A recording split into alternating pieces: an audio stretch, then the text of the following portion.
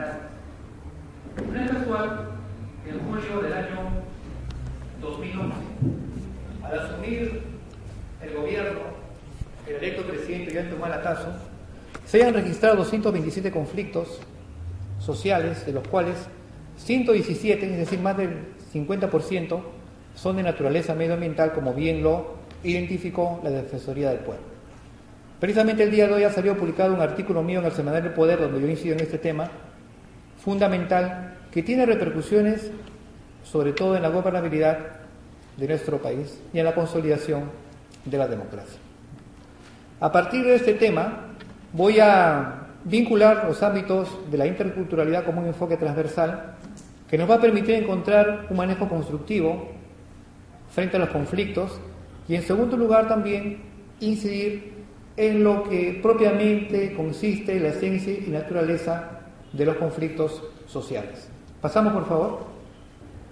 Para la disertación de esta noche voy a incidir en el tema vinculado al enfoque de la interculturalidad como una propuesta que plantea un diálogo horizontal e inclusivo, buscando integrar a las diferentes culturas y etnias existentes en nuestro país. El Perú, como ya lo he dicho en más de una oportunidad, no es en realidad un país, es un continente, por cuanto coexisten en nuestro territorio 76 etnias agrupadas en 17 familias etnolingüísticas. Dichas etnias se desagregan en 76, de las cuales 60 se ubican en la región amazónica, 15 en la región andina y una en la costa, que son los hualingos, en Tumbes.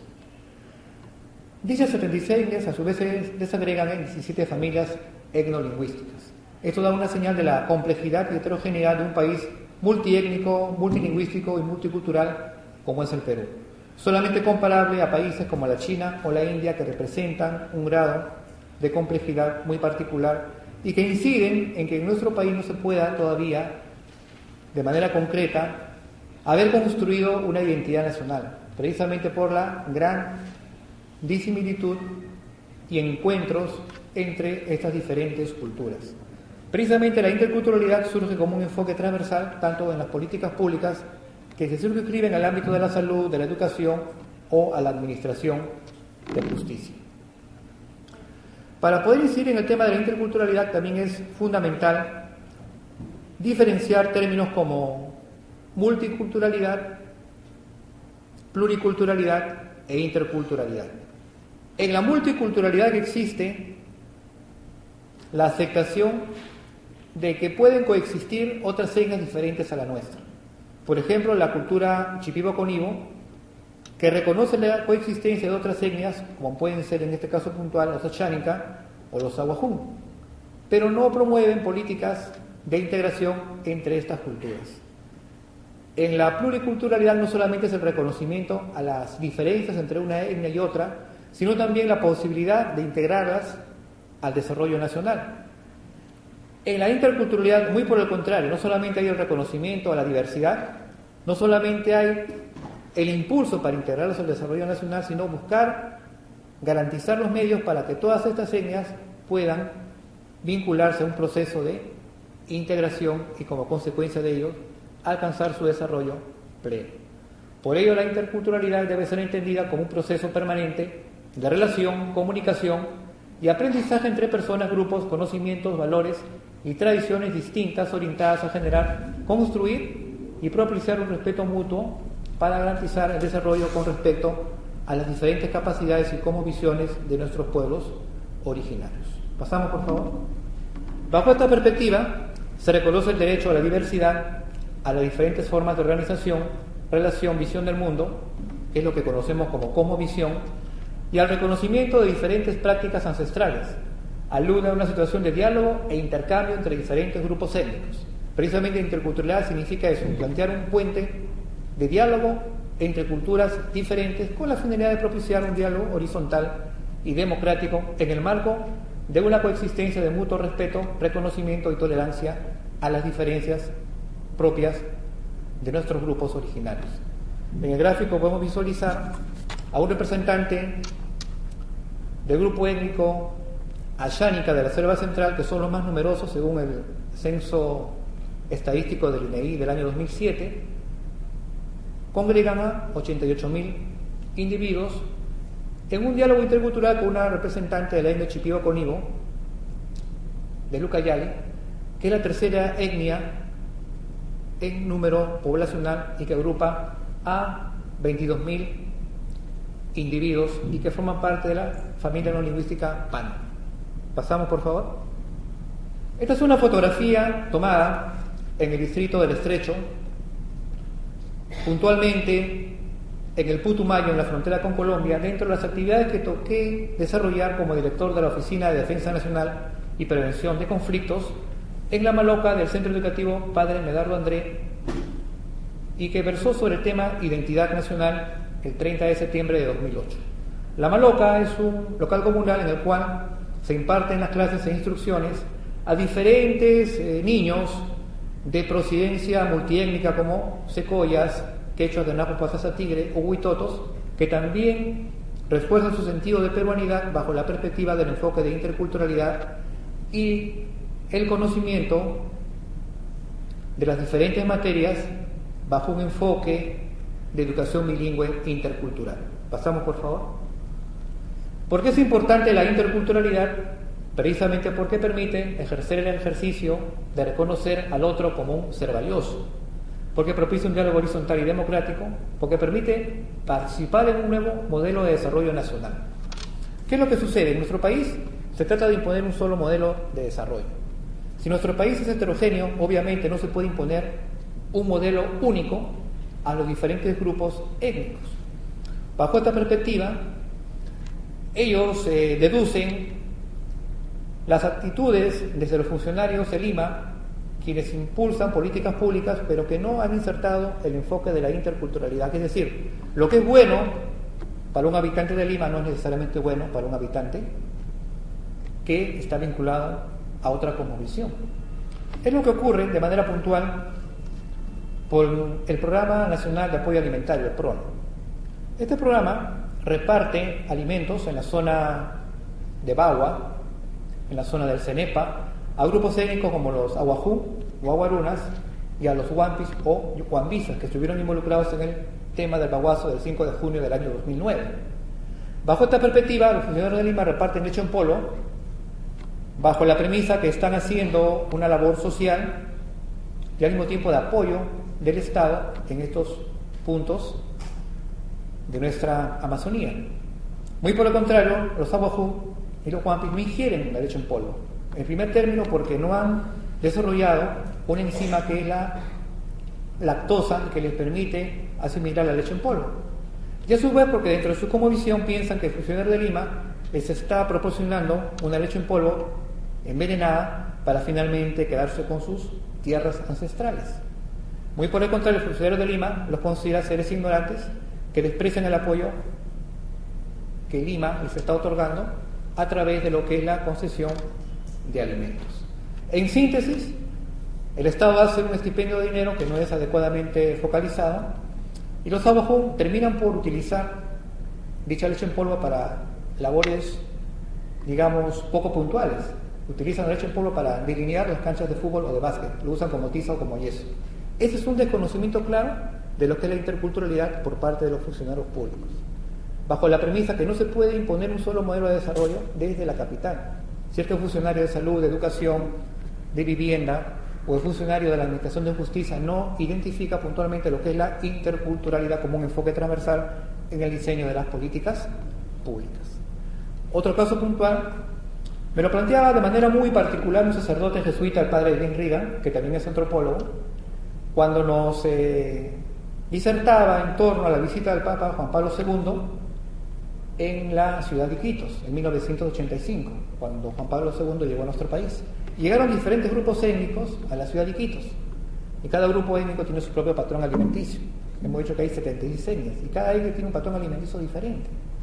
Entonces, los ayánica, por su propia idiosincrasia, consumen mayoritariamente la yuca. Por otro lado, tenemos el caso puntual de los Cocama Cocamía, que ingieren lo que es la farina. La farina es un derivado de la yuca a través de un proceso de fermentación que permite elevar la cantidad de carbohidratos. Y por otro lado tenemos a los aguajún, que en gran parte consumen el plátano. Entonces se hace un hoyo común y se mezclan la farina, la yuca y el plátano y se reparten estos alimentos. Al día siguiente me contaba el padre Reagan, comenzaron a tocarle la puerta. Primero habían llegado los aguajún quejándose que la dotación de plátano no era la que ellos requerían. Después llegaron los cocamía planteando que la dotación de farina era muy poca para lo que ellos están acostumbrados a ingerir y que ellos no consumen plátano. Y finalmente llegaron los achánicas manifestando su inquietud porque la yuca que ellos habían consumido no era lo que ellos esperaban y les habían dado farina y les habían dado plátano, que eran alimentos que ellos no ingerían. En conclusión, ¿cuál fue la orden? Toda la yuca que se destina a los achánicas, toda la farina de los cocamías y todo el plátano a los aguajún. Y así quedaron todos satisfechos. Ese ejemplo grafica claramente lo que es la cosmovisión de cada pueblo y los diferentes patrones alimenticios. Entonces, lo que es bueno para un habitante de la capital no necesariamente es bueno para un habitante que conforma una de estas etnias o poblaciones originarias. Y ellos mismos lo dicen, ¿no? Acá en Lima piensan que nosotros somos pobres porque no tenemos acceso a la televisión por cable. Piensan que somos pobres porque no tenemos acceso a un laptop o porque no tenemos un horno microondas. Pero en contraparte en la capital todos trabajan para sobrevivir, ni siquiera para vivir, sino para sobrevivir en condiciones de estrés y de ansiedad. Sin embargo, nosotros vivimos en armonía con el medio ambiente. Tenemos todo lo que la naturaleza nos ha proveído, de tal modo que la naturaleza es para nosotros un gran supermercado. De aquí extraemos todo lo que requerimos para consumir, cazamos, pescamos y recolectamos. A su vez, la naturaleza es una gran botica de la cual extraemos las plantas medicinales para tratar nuestras enfermedades.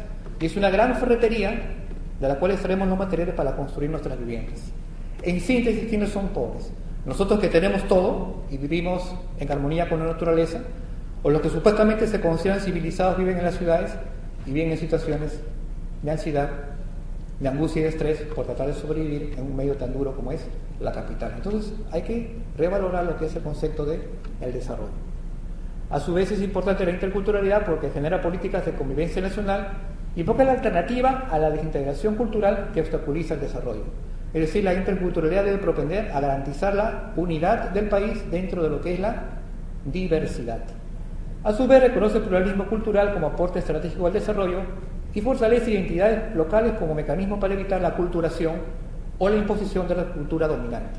Esto es lo que sucede actualmente con los hijos de los migrantes de la zona andina. Gran parte de los hijos migrantes ya no quieren participar en las costumbres tradicionales de los padres, no quieren hablar quechua, no quieren hablar aymara, no quieren hablar chiquibo conígo.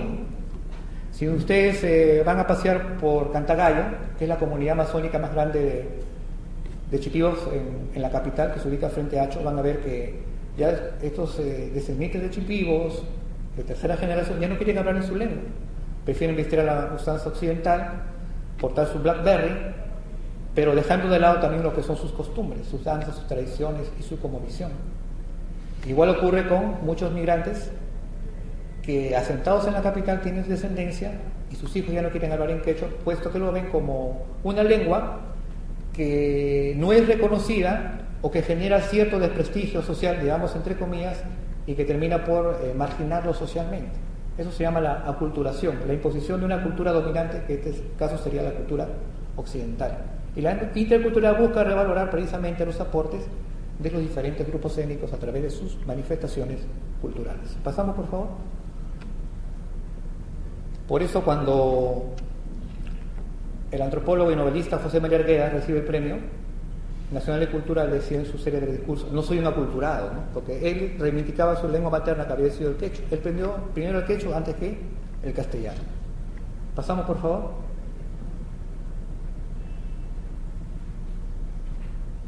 Bajo esta premisa, estos pueblos originarios, llámense los huitotos, los chipibos conigos, los aguajún, los secoya, los chayahuitas, los suros, los quechoalamistas, también son peruanos y también tienen los mismos derechos y las mismas obligaciones que todos los ciudadanos. ¿Y cómo hacemos nosotros para reconocer? Respetando su cosmovisión, sus propias formas de vida. No podemos imponer abiertamente una cultura dominante. Y esto lo reconoce la propia Constitución Política del Perú en su artículo 2, inciso 19, que plantea de manera puntual: todo peruano tiene derecho a su identidad étnica y cultural. Ustedes pueden haber comprobado esto cuando hace años atrás hubo un incidente en el Congreso de la República entre la congresista Marta Hildebrand, quien reprochó el área SUPA por sus aparentes errores ortográficos. Pero no es que estos errores sean tales, lo que sucede es que ella tiene como lengua materna el quechua. Y obviamente el castellano es su segunda lengua y no está obligada a hablarla con toda la corrección del caso. Es como nosotros que somos hablantes del castellano y aprendemos a hablar en francés, en inglés o alemán. Obviamente no lo vamos a hablar a la perfección porque no es nuestra lengua materna. Pero eso fue parte un poco de la soberbia y la arrogancia de la doctora Marta Hildebrand, que no reconocía precisamente este derecho también de otras culturas a expresarse bajo sus propios parámetros. ¿Y cómo hacemos nosotros para respetar y reconocer a estos pueblos, respetando sus formas de vida y su medio ambiente? Es la mejor manera de protegerlos. Así también nosotros podemos reconocer la existencia de otros pueblos que también tienen como visiones diferentes a las nuestras. Un caso puntual con respecto a este punto de vista lo vamos a encontrar con respecto a los llamados pueblos en contacto inicial o en aislamiento voluntario, que son conocidos comúnmente por la gente que no conoce temas antropológicos como los llamados calatos, y que son poblaciones que fluyen entre las fronteras de Perú y Brasil ante el acercamiento de los operarios de la empresa petrolera, pongamos el caso puntual de Plus Petrol Sur en el lote 88 de Camisea. Cuando hay este tipo de contacto, estas poblaciones tienden a alejarse y cruzar la frontera. Incluso hay fotografías, hay videos de ONGs como Survivor, una ONG inglesa que diariamente se toma fotografías de estos pobladores, pero que evitan entrar en contacto con los grupos de operarios porque en las veces que se ha sucedido este contacto ha habido una seria mortandad. Como saben ustedes, gran parte de la mortandad que se dio durante la conquista no fue como consecuencia directa de las mitas o de las mincas, sino de las enfermedades que trajeron los españoles, como el sarampión, que no se conocía aquí, o como la viruela, puesto que los antiguos peruanos no habían desarrollado defensas frente a estas nuevas enfermedades. Lo mismo ocurre con estas poblaciones. Lo que para nosotros es algo tratable como un resfrío o como una diarrea, para ellos es mortal. Y cuando estas poblaciones han entrado en contacto con los operarios, han llevado las enfermedades a sus comunidades y ha habido una gran mortandad. Por eso el Estado garantiza estas reservas de poblaciones en aislamiento voluntario. Y nuestra mejor manera de salvaguardar su integridad es respetando su forma de vida y su medio ambiente. Es la mejor manera de protegerlos. Pasamos, por favor. Este es un mapa de 20 de las 76 etnias que se encuentran en peligro de extinción. Se plantea, de acuerdo a los estándares internacionales, que una etnia está en peligro de extinción cuando ya existen menos de 600 habitantes. Y aquí viene la pregunta. Si la Constitución Política del Perú reconoce en su primer artículo que la persona humana es el fin supremo de la sociedad y del Estado, estas poblaciones también tienen derecho a salvaguardar su propia supervivencia, su propia dignidad. Entonces, si tenemos un programa de protección del mono cholo Cora María, si tenemos un programa de protección del gallito de las rocas, un programa de protección del oso de anteojos, o un programa de protección de la pava aliblanca, ¿por qué no tenemos un programa de protección de nuestras poblaciones originales en peligro de extinción? Como los caquinte, los chamicuros, los nadijas, los resílaros. Un caso puntual son los caquinte, una etnia que estuvo sojuzgada por Sendero Luminoso en la selva central y que habían sido prácticamente esclavizados. Se dedicaban a labores domésticas, a labores vinculadas a la agricultura, a lavado de ropa, y eran usados en condiciones de esclavitud por los senderistas para poder servir de apoyo logístico y que finalmente han sido liberados por las Fuerzas Armadas. Tenemos en segundo lugar a los chawi, que forman parte de la familia Caguapana. Un caso puntual de chawi, o también llamado chayagüita, es el señor Segundo Alberto Pizano, Chota, de Airecep. Él es un representante de la etnia chawi. En el caso puntual de la familia no lingüística árabe, en color amarillo, es un caso puntual de un grupo de etnias como los Arazairi, los Toyoeri, los Quizambieri, los Zapitieri, los Toyoeri, que se ubican precisamente en la región Madre de Dios, precisamente por donde cruza la Interoceánica Sur, y ha habido un gran impacto social con respecto a estas etnias, puesto que la Interoceánica Sur no ha hecho adecuadamente un estudio del impacto que iba a tener sobre estos grupos étnicos también en peligro de extinción, que forman parte de la familia etnolingüística Alambu. Tenemos por otro lado a los llamados huitotos, como los meneca, que forman parte de esta familia etnolingüística.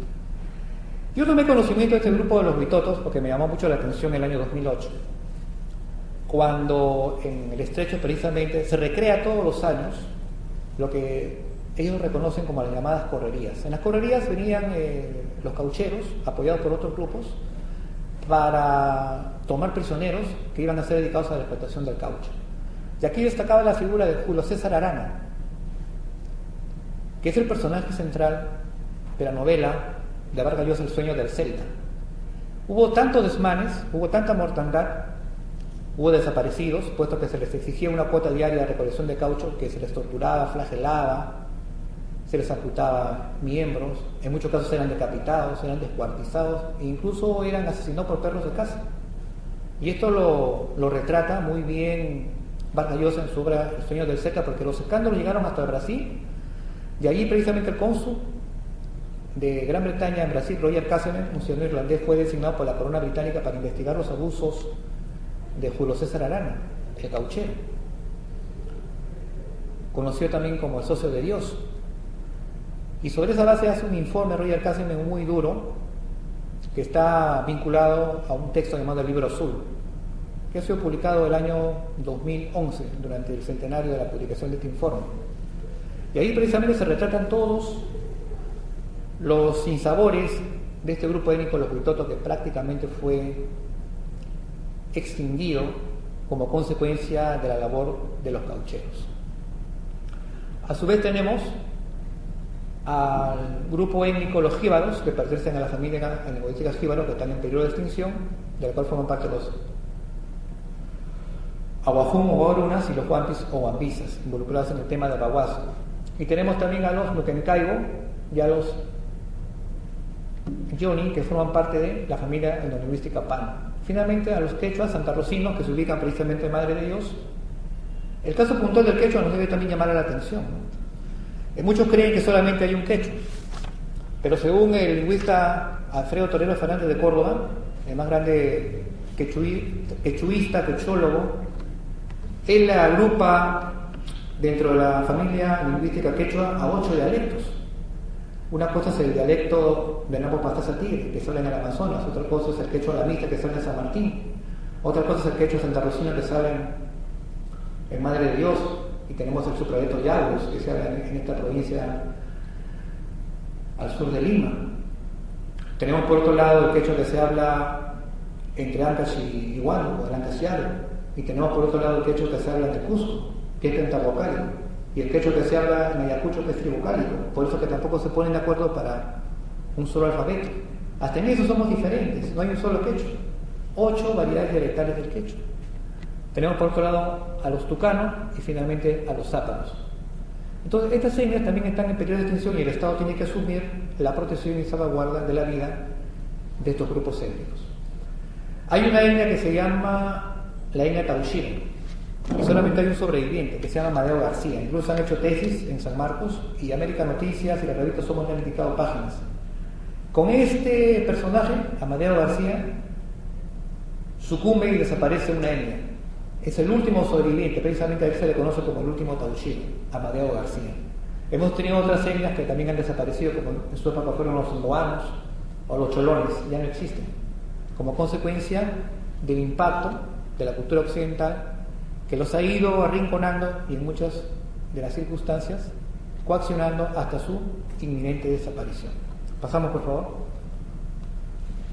Este es un tema puntual que grafica que al margen de nuestras diferencias, de nuestras cosmovisiones, de nuestras costumbres, de nuestras lenguas, al margen de la gastronomía, de nuestras prácticas ancestrales, también hay peruanos que se identifican como tales sobre la base de elementos en común, como son los símbolos patrios. Bajo esta perspectiva tenemos aquí a niños en una escuela de educación bilingüe intercultural que pertenecen a la familia etnolingüística Arawak y que están representados por niños Ashanti. que también dentro de sus particulares percepciones se reconocen e identifican como peruanos. ¿Pasamos? Bajo esta perspectiva, ¿qué es lo que nos une a nosotros como peruanos?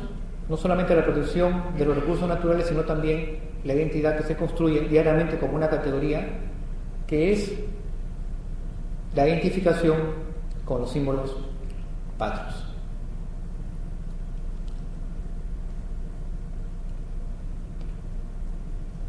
Un tema puntual del conocimiento de la interculturalidad lo vamos a encontrar en Heródoto de Halicarnaso, también conocido como el padre de la historia.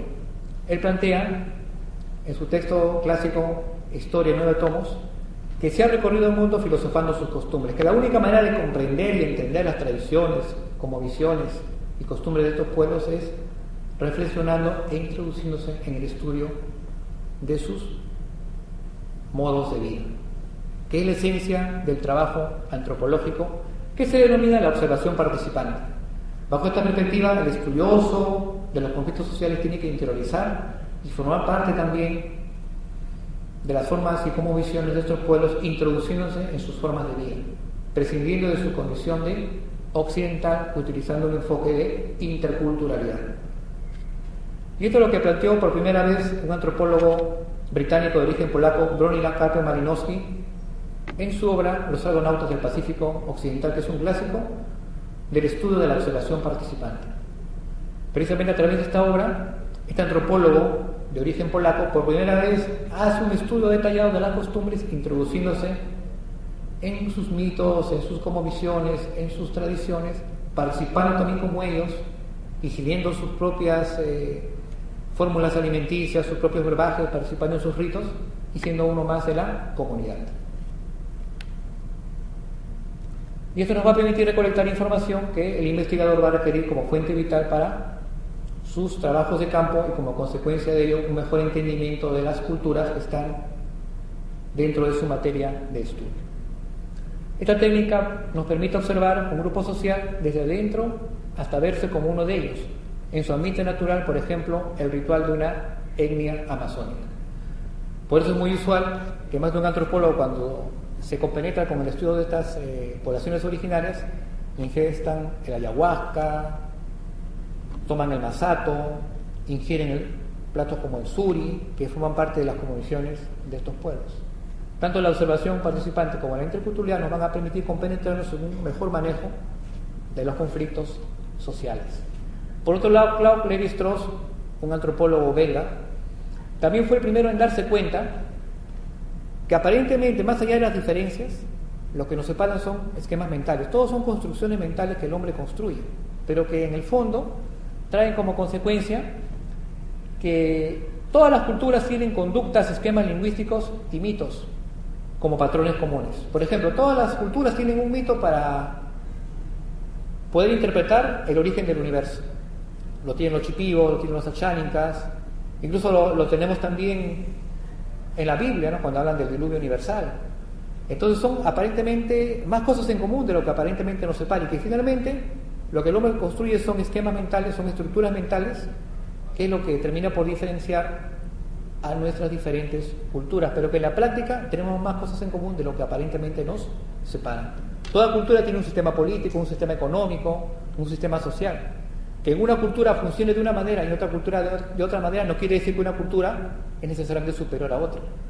Y la antropología trabaja sobre esa base, el respeto a las diferentes culturas, sobre la base de que no hay una cultura que sea superior a otra.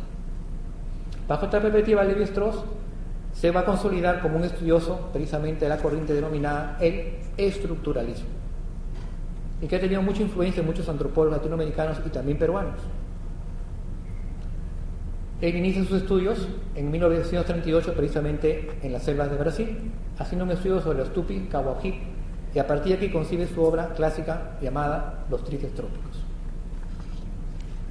Desde el punto de vista peruano, uno de los más grandes estudiosos de la antropología cultural ha sido el padre Manuel Marsal, recientemente fallecido, sacerdote jesuita y profesor de la Pontificia Universidad Católica del Perú.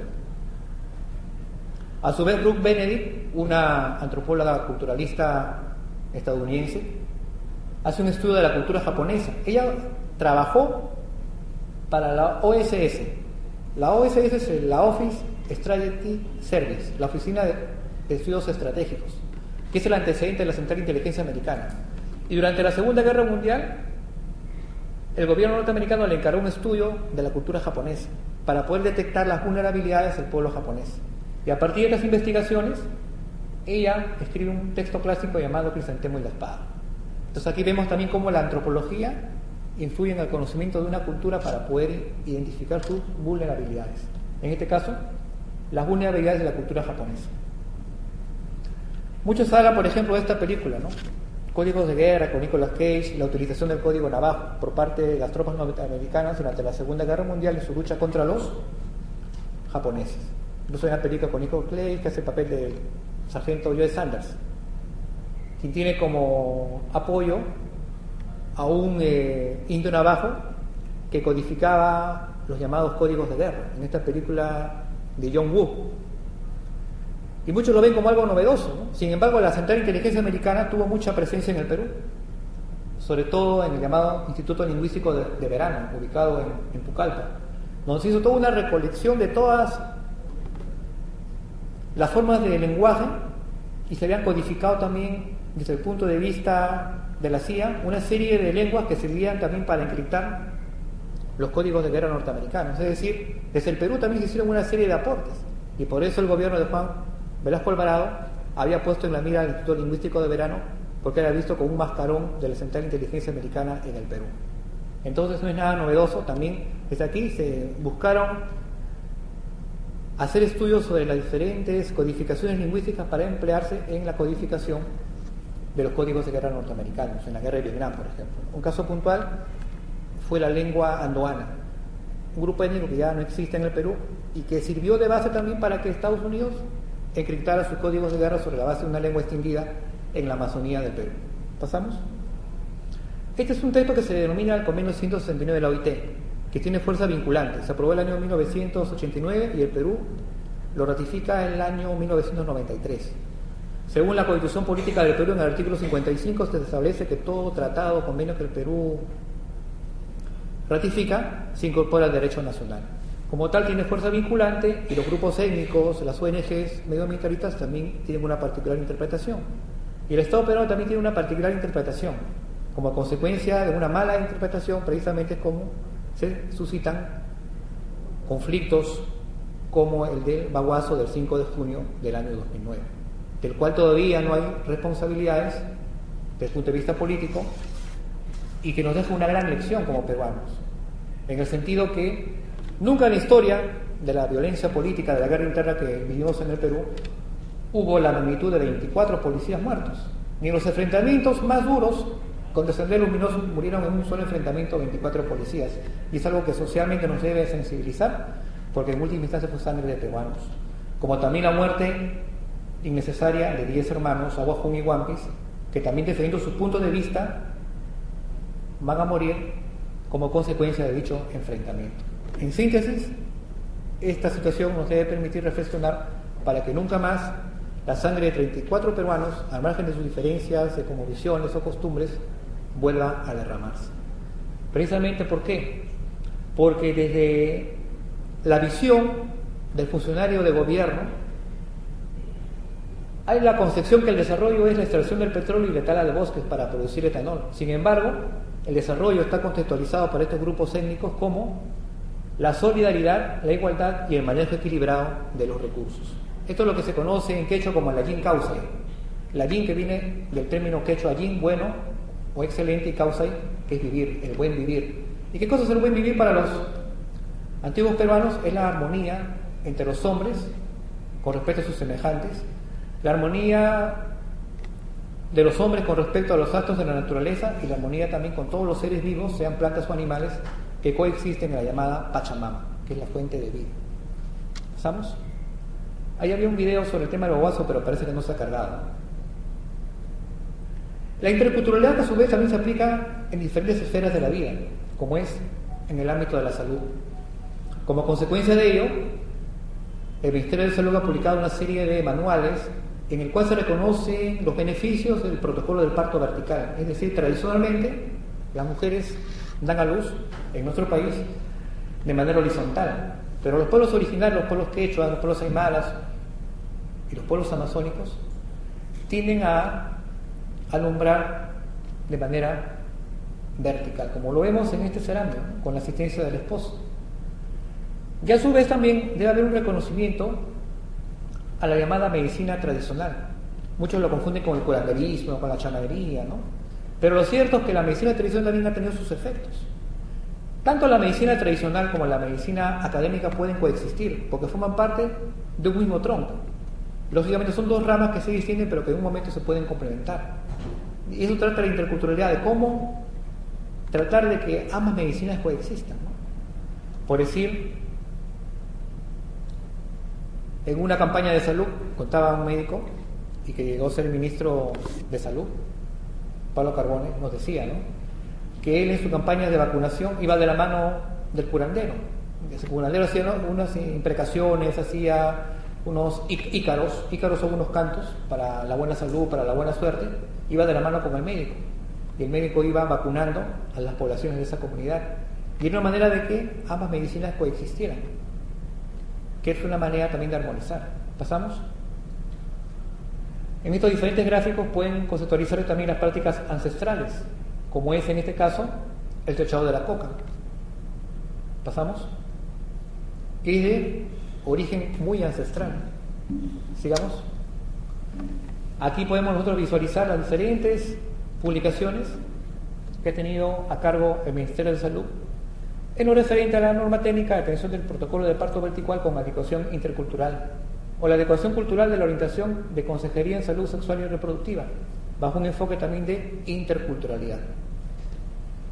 Estos son los llamados pueblos en el ámbito voluntario al cual yo me referí, y que la mejor manera de protegerlos es cuidando su hábitat y su desarrollo. Una experiencia ingrata ocurrió el año 2005, precisamente en la zona de Condorcanqui, en Bagua.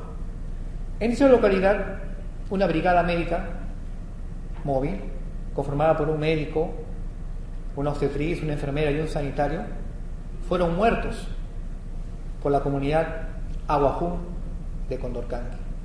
¿Qué había sucedido?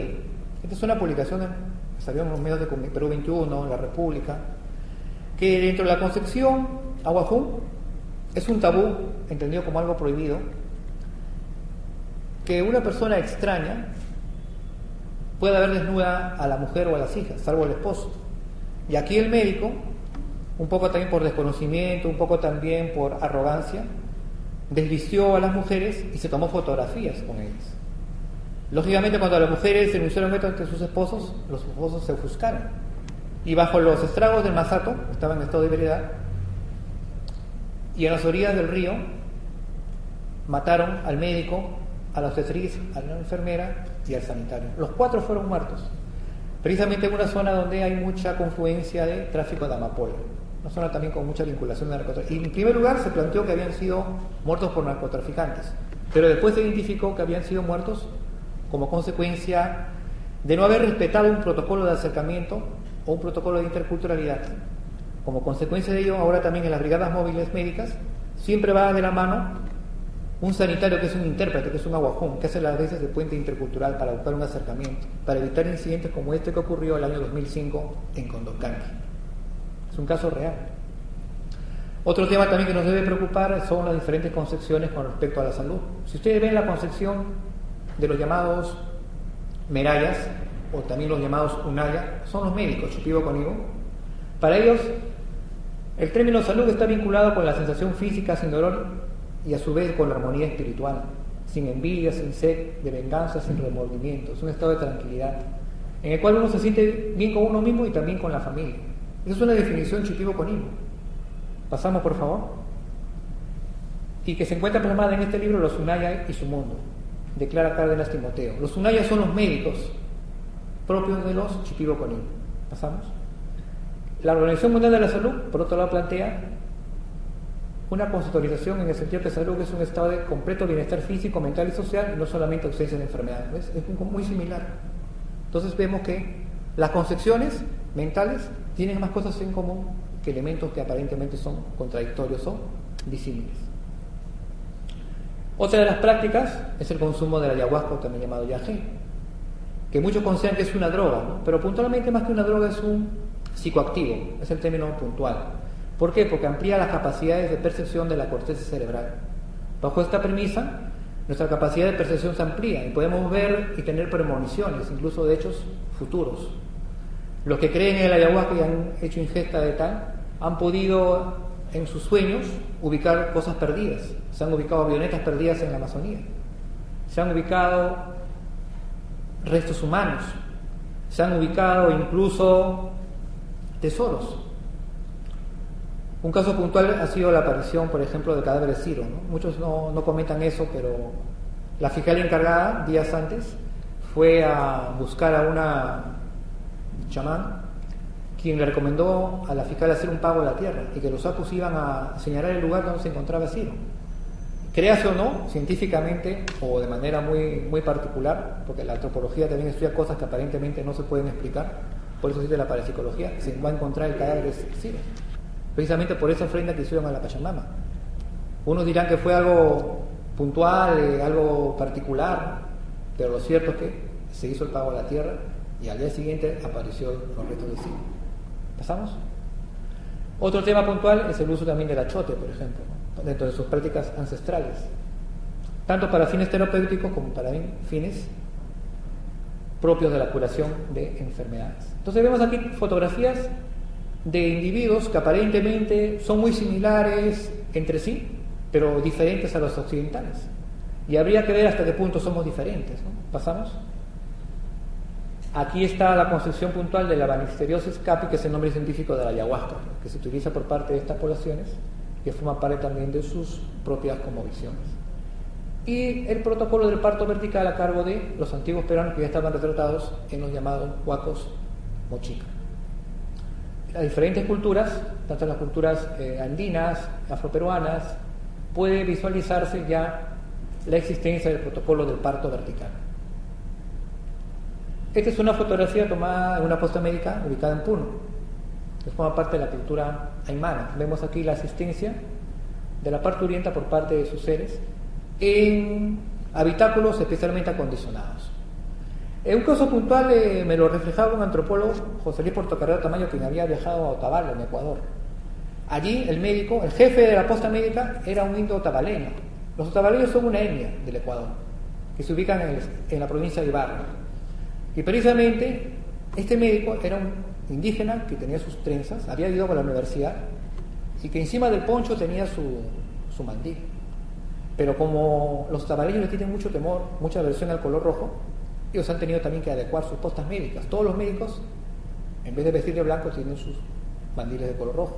Las sábanas son de color rojo, porque han tenido que también interculturalmente adecuar sus prácticas a la cosmovisión del pueblo otavaleño. Aquí vemos caso puntual. Y una vez que la mujer da luz, la placenta es enterrada como un pago o una ofrenda a la tierra, porque la Pachamama es una fuente de vida. Y esa es parte también de los rituales de estas poblaciones vinculadas a los aymaras. Este es una silla especial que se utiliza precisamente en estas postas para la práctica del parto vertical. En el ámbito de la educación, por otro lado, también existe un área, una dirección de educación bilingüe intercultural en el Ministerio de Educación, que publica textos y cartillas en diferentes lenguas originarias, en este caso en 22 lenguas originarias, 7 andinas, 14 amazónicas y una en castellano para educación inicial y primaria. También hay esfuerzos para que estas poblaciones originarias se instruyan sobre la base de cartillas especializadas en sus lenguas originarias, con la finalidad de garantizar, como ya les hemos dicho, la unidad en la diversidad. Por otro lado, también la interculturalidad propende al desarrollo de la identidad personal, social y cultural en el marco de una sociedad democrática, intercultural y ética en el Perú, con la finalidad de garantizar el fortalecimiento de la autoestima y la estima por el otro. Entonces, cuando nosotros decimos, ¿no?, ¿qué cosa es la antropología? Nos dice, literalmente, es el estudio del hombre, pero todas las ciencias sociales estudian al hombre, la ciencia política, la sociología. Lo que sucede es que la antropología también estudia el comportamiento del otro, es lo que debe colegirse o reforzarse en esta exposición. A su vez, el Ministerio de Educación, dentro de sus propuestas interculturales, también publica textos en lengua sahuajún, en lengua quechua, Ancash Yarun, que es lo que yo les decía, el quechua que se habla entre Ancash y Huánuco, en el quechua Chanca, que se habla en la zona de Andahuaylas, zona de Ayacucho, el quechua del Cusco Collao, en Achánica, en Machiguenga, en Maxé, en Chahui, en Chipibo y en Aymara. Es así también como el Ministerio de Educación ha insertado este tema de la interculturalidad, y también a través de un programa llamado La Escuela del Aire, que se transmite todos los domingos por Radio Nacional, y en el cual se imparten consejos sobre agricultura, consejos sobre crianza de animales menores como cuyes, gallinas, en lenguas originales como son ahuajún, huampis, achánica, quechua, aymara, cachivo, cacataibo, yaminagua, yanecha, chipibo, cocama, cocamía y chayahuita. A su vez también el Congreso de la República ha tratado de difundir estos conceptos de los mitos, de las tradiciones, a través de la colección de cuentos pintados, en la cual se reconocen los aportes de los ahuajún, achánica y chipibos conigos, reconociendo el valor de sus identidades culturales, de sus tradiciones, de sus cosmovisiones, en estos libros que reflejan los particulares mitos de estas etnias. A su vez también la interculturalidad se aplica en el derecho. Para los que son abogados, ustedes pueden colegir que no solamente es fuente del derecho a la ley, lo es también la costumbre, lo es también la doctrina. Bajo esta perspectiva, el derecho constitucional se basa en la costumbre. En muchas de las sentencias que se tuvo que emitir, en el caso puntual de la muerte de la Brigada Médica, el juez tuvo que determinar que dentro de la cosmovisión de ese pueblo era un tabú lo que habían violado los brigadistas. O lo que aconteció también en más de una oportunidad en la región amazónica, cuando un hombre muy adulto se junta con una niña de 14 o 15 años. Bajo la percepción de ellos, eso no es seducción de menores, porque parten del supuesto de que una muchacha que ya realiza labores propias de la casa ya está insertada en el circuito económico, hace labores de la casa, la pesca, la recolección, ayuda al marido en las labores del campo, y como tal se reconoce ya como una mujer adulta de incapacidad reproductiva. Entonces es muy usual, si ustedes van a San Martín, si van a Tarapoto, ver por decir a un quechua lamista de 50 años que convive con una adolescente de 14 o 15, ¿no? Puede ser muy escandaloso, ¿no? O también es muy particular que un hombre de la región andina pueda tener más de una mujer, pero eso forma parte de sus propias cosmovisiones, y el derecho intercultural también reconoce eso. Anteriormente también hemos publicado unas imágenes de diferentes grupos étnicos que se habían tatuado, que habían usado determinados implementos para incrementar su particular concepción y patrón de belleza, pero vemos también que en nuestra cultura llamada occidental, hay cosas que no son tan diferentes a los pueblos que nosotros estudiamos. Hay también cosas y elementos en común, entonces habría que deducir qué tan diferentes somos, ¿no? O somos más parecidos de lo que aparentemente nos diferencia. ¿Pasamos? Entonces, es un tema de reflexión, el tema de la interculturalidad. Todo es relativo, nada es absoluto. ¿Pasamos? Creo que va a haber un intermedio, y voy a continuar con esta parte de la exposición. ¿Está bien? Va a haber un intermedio, parece, ¿no? Porque me han puesto acá 15 minutos. ¿O continúo? Ya. Un término también a mí que me llamó mucho la atención fue el tema de la etnopolítica. Yo he trabajado en el Ministerio de Defensa, he trabajado también en el INDEPA como director de la Oficina de Defensa Nacional, y tradicionalmente los estudios de la seguridad y la defensa están vinculados a la geopolítica, a la geoestrategia, a las aspiraciones geopolíticas de Chile, de Brasil o de Colombia, pero poco si incidimos en el ámbito de la etnopolítica. Hay países que han desarrollado políticas de desarrollo de fronteras, particularmente lo hace Colombia, lo hace Ecuador, lo hace Brasil, para formar fronteras y diques de contención humanas a las aspiraciones geopolíticas de sus vecinos. En este caso puntual, el Perú no tiene una respuesta desde el punto de vista del desarrollo de fronteras, pese a que en el artículo 48 de la Constitución se habla de que son responsabilidades del Estado, aparte de promover el desarrollo y la infraestructura social, promover la política de fronteras. O pese a que en la Cancillería hay una dirección de desarrollo fronterizo que debería proponer también a fortalecimiento de las fronteras. Sin embargo, países como el Ecuador, en la Constitución de dicha república del año 2008, en su artículo 7º, inciso 3º, reconoce que también son ecuatorianos de nacimiento a las personas pertenecientes a comunidades, pueblos o nacionalidades reconocidas por el Ecuador con presencia en la zona de frontera. ¿Pasamos? En este mapa, por ejemplo, vemos la presencia de Shuar en el lado ecuatoriano. Vemos la presencia puntual de quichos del oriente en color rosado en la parte superior, de Ashuar en color morado en la zona de Morona Santiago, de Záparos en la parte superior en color lila y en quichos de la sierra en color amarillo. Entonces hay quichuas del lado ecuatoriano, hay secoyas del lado ecuatoriano, hay Ashuar del lado ecuatoriano y también tenemos Záparos del lado ecuatoriano. ¿Pasamos? Estas señas, Ashuar, Shuar, Quichua, Secoyas y Záparos, comparten su pertenencia con Quichuas, con Ashuar, con Shuar, con Secoyas y Záparos del lado peruano. Y se les otorga documento de identidad y nacionalidad ecuatoriana. En respuesta, el Estado peruano no tiene una alternativa frente a esta política planteada por el Ecuador. ¿Pasamos? A su vez, la Constitución Política de Colombia de 1991, en su artículo 96, establece que también son nacionales colombianos los miembros de pueblos indígenas que comparten territorios fronterizos con aplicación del principio de reciprocidad según tratados públicos. Bajo esta perspectiva, podemos considerar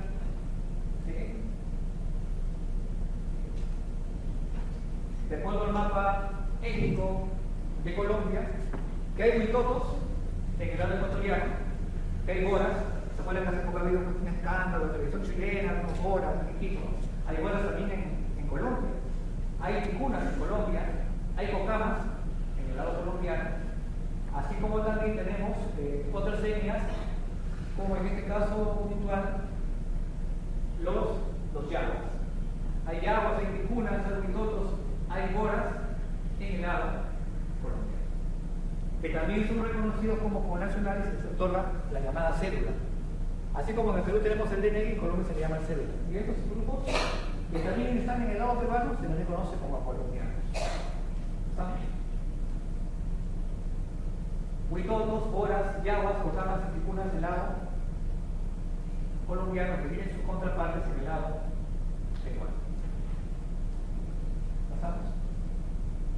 Y esto es precisamente lo que se considera como la etnopolítica, que es una respuesta de los estados para garantizar su propia seguridad sobre la base del reconocimiento de los individuos que habitan en las fronteras. Yo tenía algún video, pero que no se ha podido cargar, y que toca el tema puntual de una colectividad llamada AIMIC, la Alianza Evangélica de la Misión Israelita del Nuevo Pacto Universal, que son los seguidores de Semira Tapusi y Gamonal, los llamados israelitas, que son los únicos que, al margen del Estado del apoyo estatal, han desarrollado fronteras libres bajo el concepto del agropoder.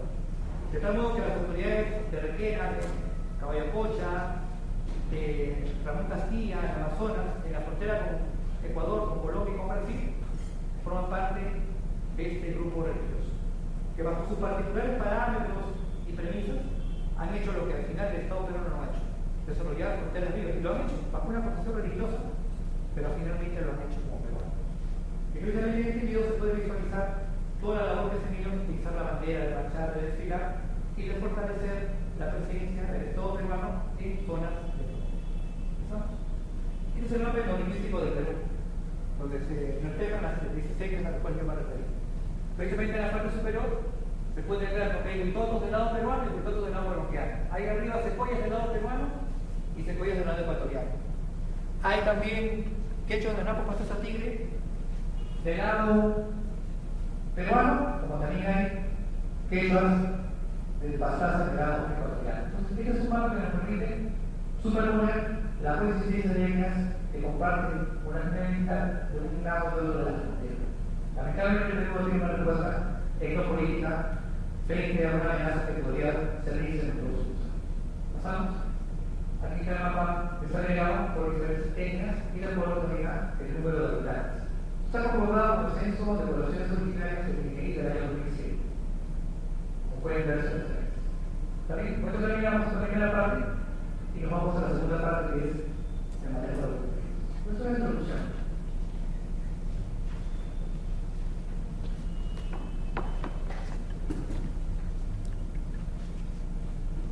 Sí, empezamos. ¿Pasamos? Sigamos. El primer término, ¿cuál es la esencia del conflicto? Se dice que el hombre, por su propia naturaleza, es un hombre que vive en comuna con sus semejantes. Por eso el primer concepto de conflicto lo vamos a encontrar en la frase del poeta latino Plauto, en su obra Racinaria. Él hablaba de que el hombre es un lobo para el hombre, homo homini lupus, que después va a ser repetido por Francis Bacon y por el propio Thomas Hobbes en su obra Leviatán. Pero lo cierto es que el hombre por su propia naturaleza vive en conflicto permanente con sus semejantes. El diccionario de la lengua española de la Real Academia conceptualiza el término de conflicto como combate, lucha o pelea, como enfrentamiento armado, como apuro, situación desgraciada y de difícil salida, o como también problema, cuestión o materia de discusión. Lo cierto es que en el estudio de la conflictología hay dos grandes corrientes. Los que consideran que el conflicto es necesario para el desarrollo de la sociedad y que tiene connotaciones sociológicas, como es el caso puntual de Lewis Cossar en su libro Las funciones del conflicto social. Dice que el conflicto es necesario para garantizar la vida de la sociedad. Si no hubiera conflicto, no se podría llegar a los consensos, a los acuerdos o a la gobernabilidad. El conflicto es necesario. Y por otro lado, Milton Mayer, que es un psicólogo norteamericano, plantea que el conflicto no tiene ninguna función dentro de la sociedad. Esto es más que todo factores psicológicos. Lo cierto es que el conflicto sí tiene necesariamente elementos que traen como consecuencia que cuando hay posiciones incompatibles o intereses contrapuestos, necesariamente se van a generar en las diferentes esferas políticas, sociales o económicas, o en distintos grupos y estados, situaciones que nos van a permitir conflictos que pueden fluir de conflictos latentes, es decir, conflictos ocultos, hasta conflictos manifiestos que pueden llegar a escalas de naturaleza global. Un conflicto existe, según Carl Perush, un politólogo norteamericano, cuando existe siempre actividades incompatibles, pudiendo consistir esa incompatibilidad en prevenir, construir, perseguir, perjudicar o de algún modo hacer menos probable o menos efectiva la acción de uno o a través de la del otro. Es decir, cuando se suscitan situaciones contrapuestas como consecuencia de intereses diferentes, se comienzan a gestar situaciones de conflicto. Se puede hacer un conflicto en aula de clase, como consecuencia de intereses contrapuestos entre los propios alumnos y el profesor. O se puede hacer un conflicto laboral entre la patronal y el sindical. Pero lo cierto es que los conflictos sí pueden cumplir una función social y pueden ser adecuadamente canalizados. Por otro lado, Ruiz y Siki plantean que los conflictos son divergencias percibidas de intereses o una creencia de que las aspiraciones actuales de las partes no pueden ser alcanzadas simultáneamente. Es decir, que en nuestra natural lucha por nuestros intereses, no todos pueden alcanzar de manera inmediata sus particulares intereses, sino unos están de manera inmediata frente a otros. Y como consecuencia de esa predominancia del interés sobre el otro, se generan también los conflictos. Acá hay un video muy interesante y gráfico que siempre les pongo, que toca el tema puntual de cómo se gestan los conflictos. Vamos a tratar de visualizarlo. ¿Puede decir? ¿Se puede? Este es un conflicto elaborado por la Presidencia del Consejo de Ministros, que toma como base cómo un conflicto afecta, por un lado, a la comunidad, en lo referente a las inversiones, pero también al Estado propiamente, ¿no? Porque el Estado tiene que enviar efectivos policiales, tiene que pagar la movilidad, el transporte, y todo como consecuencia de que no se generan los canales adecuados. Y esos canales adecuados deberían ser funcionarios del gobierno que atiendan la necesidad de la población, buscando generar puentes de articulación o un enfoque de interculturalidad. ¿Pasamos? El conflicto probablemente es un rasgo inevitable de las relaciones sociales, como ya lo había planteado Plauto, Thomas Hobbes o el propio Francis Bacon. El hombre es un nuevo papel. El conflicto no es necesariamente un concepto negativo, también puede ser positivo, porque gracias a los conflictos podemos alcanzar los consensos que garanticen la gobernabilidad. Más catedráticos han mencionado los valores positivos del conflicto, como George Simmel, Carl Perush y el propio Luis Cossar, que yo me referí cuando él hablaba de las funciones del conflicto social. Pero hay otros que plantean que puede ser constructivo, pero también destructivo. Tiene también su arista destructiva como Carlos. Es importante los conflictos porque evita los estancamientos que estimulan el interés y la curiosidad, porque retira problemas, desarrollo de soluciones y en la raíz del cambio personal y social que ayuda a establecer las identidades tanto individuales como grupales. Precisamente a través de los conflictos se puede dinamizar la vida en sociedad y podemos consolidar también el sistema democrático. En otras palabras, los conflictos son válvulas de escape de las demandas de la población. Si no hubiera conflictos, la sociedad sería estática.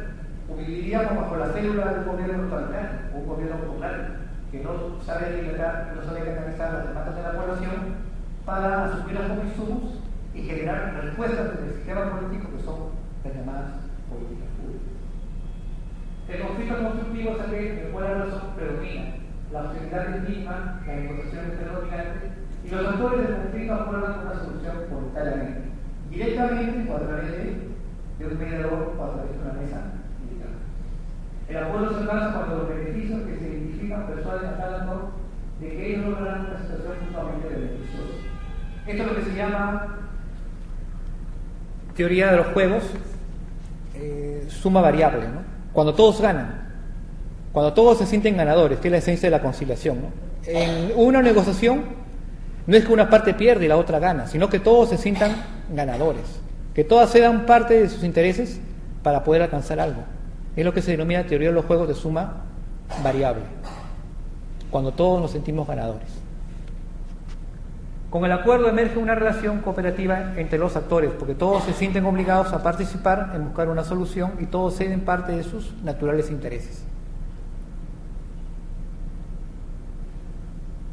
El conflicto destructivo es aquel en el cual la hostilidad predomina y la coerción de una de las partes fuerza un acuerdo involuntario e indeseado por la otra parte. En tales casos, las emociones negativas como la rabia y el resentimiento persisten y pueden reavivar el conflicto posteriormente. Esto es lo que sucede en muchos casos cuando hay una imposición por parte de una empresa que busca sentarse en una localidad, pero siempre van a existir condiciones de resentimiento que pueden revertir en el rebrote de un conflicto en el corto o en el mediano plazo. En esta gráfica podemos conceptualizar los tres elementos que forman parte del conflicto: la contradicción como consecuencia de intereses contrapuestos, la actitud, es decir, la predisposición, y el comportamiento, es decir, la manera como actuamos dentro de lo que configura la existencia de un conflicto. La actitud implica la actitud de odio, el comportamiento, la actitud de violencia, y por otro lado tenemos la contradicción, que es la disputa en su punto extremo. ¿Pasamos? Esto trae metas incompatibles, hostilidad y mala comunicación.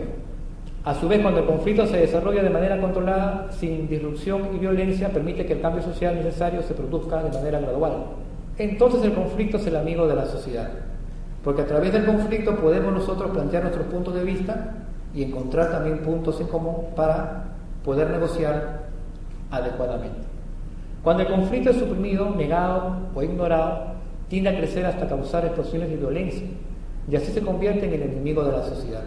Esto es lo que Johan Galtung, un sociólogo danés, denomina la violencia estructural, que tiene como bases situaciones de resentimiento de la población, bajo 4 niveles, ¿no? Penetración, explotación, penetración y marginación. Cuando en una sociedad hay explotación, hay fragmentación, hay penetración y hay marginación, se crean situaciones de resentimiento que van a aflorar en futuros conflictos.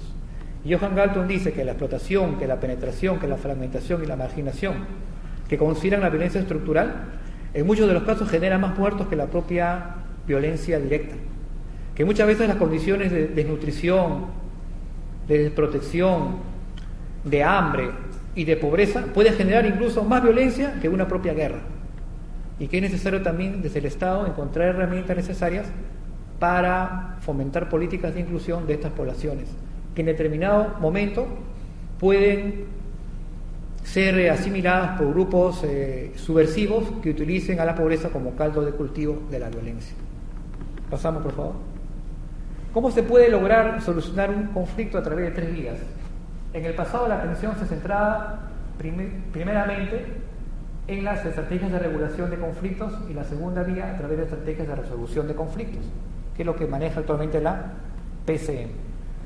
En la primera vía, las actividades oficiales y formales estaban a cargo de agentes diplomáticos y gubernamentales, a través de buenos oficios, misiones investigadoras, a través de facilitadores, de negociaciones, de mediación y mantenimiento de la paz, así como actuaciones más coercitivas mediante acciones imperativas, sanciones o imposición de la paz y el arbitraje. Esto está más vinculado a lo que son los conflictos internacionales, a la intervención de las Naciones Unidas, de las fuerzas de mantenimiento de la paz, los llamados capos azules. Tenemos la segunda vía que se refiere a las actividades no oficiales, no coercitivas, tales como talleres de resolución de problemas o de discusiones de mesas redondas, donde todos los sectores se reúnen para encontrar una salida armónica, pacífica, a un determinado conflicto. La tercera vía parte desde organizaciones de base hasta agencias de desarrollo locales o internacionales, o a través de organizaciones de derechos humanos y de ayuda humanitaria, por ejemplo, Amnistía Internacional, que pone sus buenos oficios, o la ONG Oxfam, que plantea ser mediadora en casos de conflictos socioambientales. Lo cierto es que centradas en el proceso, todas estas vías nos van a permitir potenciar la capacidad de trabajar en torno a buscar una salida acorde a los diferentes problemas, fundamentándose en el desarrollo y en los derechos humanos de la colectividad. El señor que está en la vista, me parece que ya expuso en esta oportunidad, se llama Pascal Van der Bruske, es origen belga, y él plantea que los conflictos deben tratarse de manera sistémica, es decir, como un todo integrado, no de manera aislada. Es decir, un conflicto tiene varias aristas, no solamente una arista política, una arista social, tiene una arista cultural. Cuando hay un desconocimiento por parte del funcionario para poder interpretar a otra como visión o para ponerse en el lugar del otro, lo que ya les había manifestado.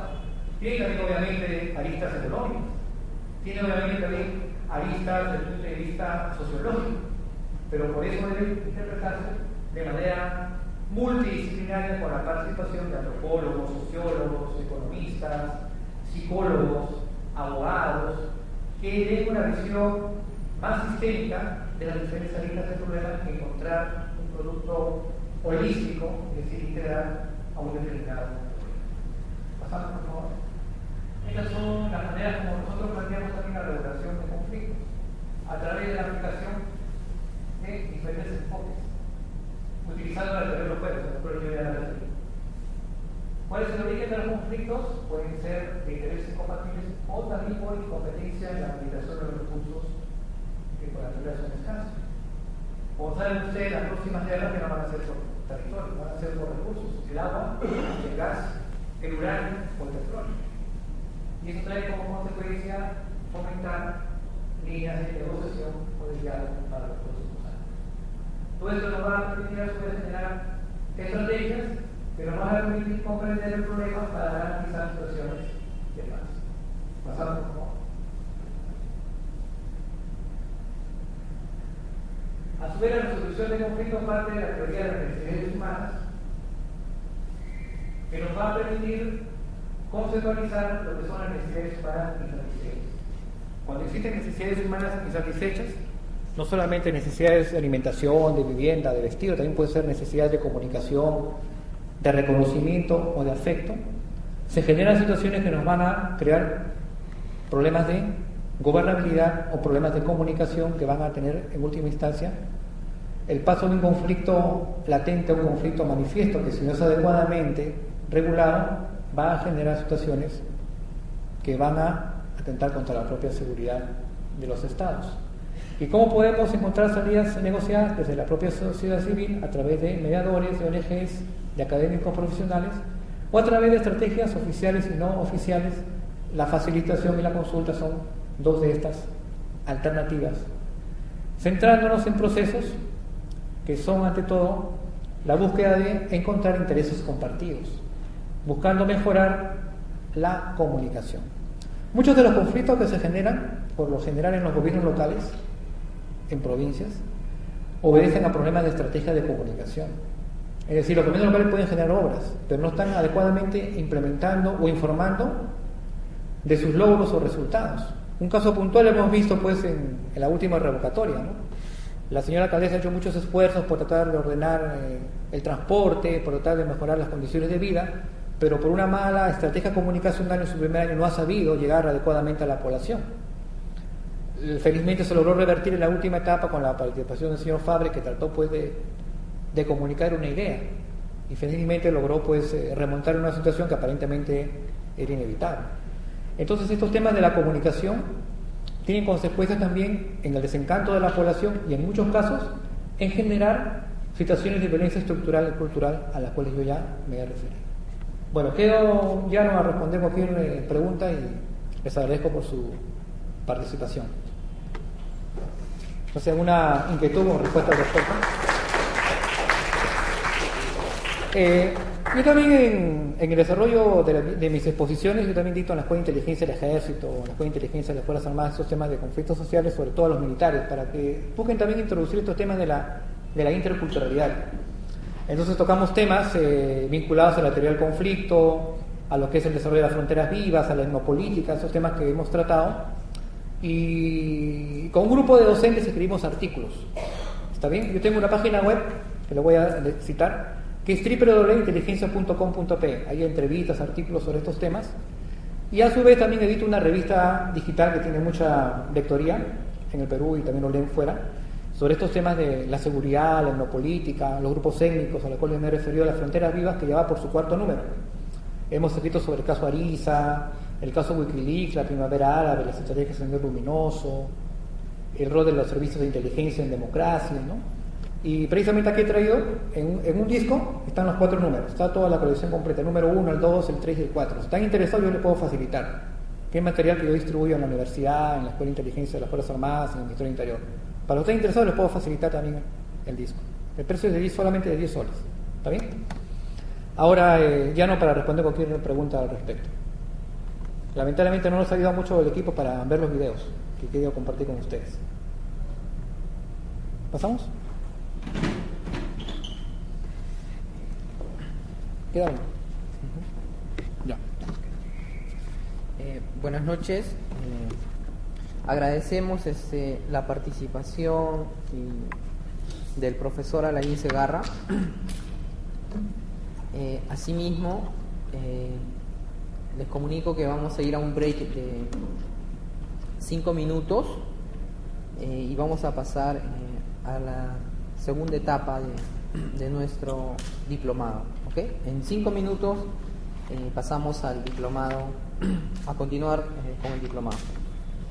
Bueno, asimismo, en la primera sesión se les entregó una carpeta. Les hago recordar que para las personas que no nos entregaron su formulario, les agradeceríamos si el día de hoy lo hacen. Asimismo, queremos comunicarles que por algunos inconvenientes con el equipo, les vamos a tener que hacer llegar las diapositivas del profesor y del siguiente expositor a su